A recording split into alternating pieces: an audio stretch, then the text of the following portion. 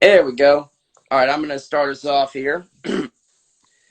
Welcome all. Episode 5 of the Fat and Chatty podcast. This podcast is sponsored by Fat and Scrappy brand, the only brand made for wrestlers, by wrestlers, and people mind being wrestlers.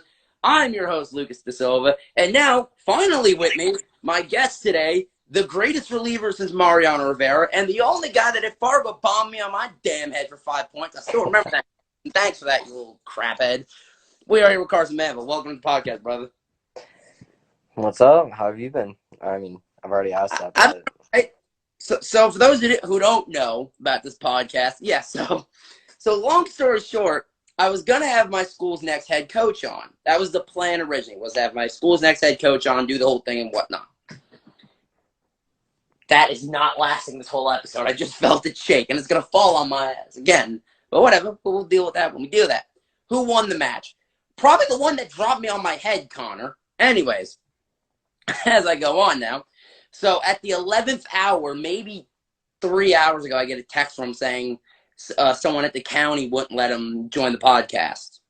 And here's all I'm going to say on that matter of fact. But before we get into the topics I do want to talk about, my couple questions for you before we get on out of here. I guarantee, Carson, you know me long enough. I don't really care what people think of what I say. I think that's become very evident with my posts and whatnot. yeah. That if I was speaking out about something probably more aligned with liberal agendas, it'd be all right that a teacher was on the podcast. But whatever. I just happen to think that that's how this works. But whatever. I don't know. Well, who knows? I mean, That's one of those reasons. Shrugging emoji. Just shrugging emoji. Anyways. So I got two topics I do want to talk about. Just kind of, just shooting the crap, whatever. I don't know if you saw this.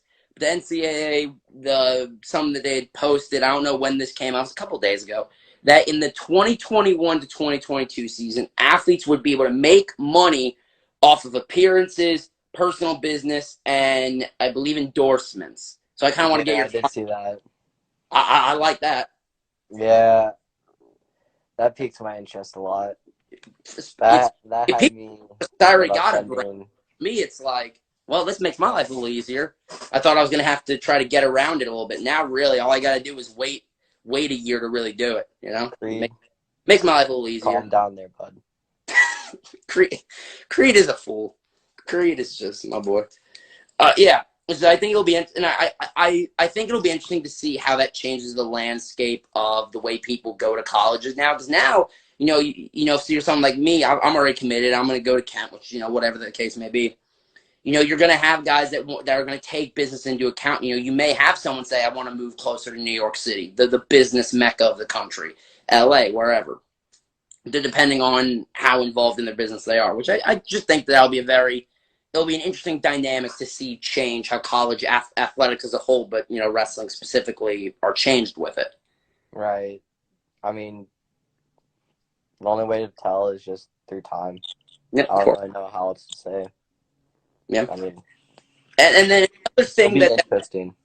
It will be interesting. I got sent by my dad told me about is that the state of California is close to not having any athletics next season at the college level, at the collegiate level.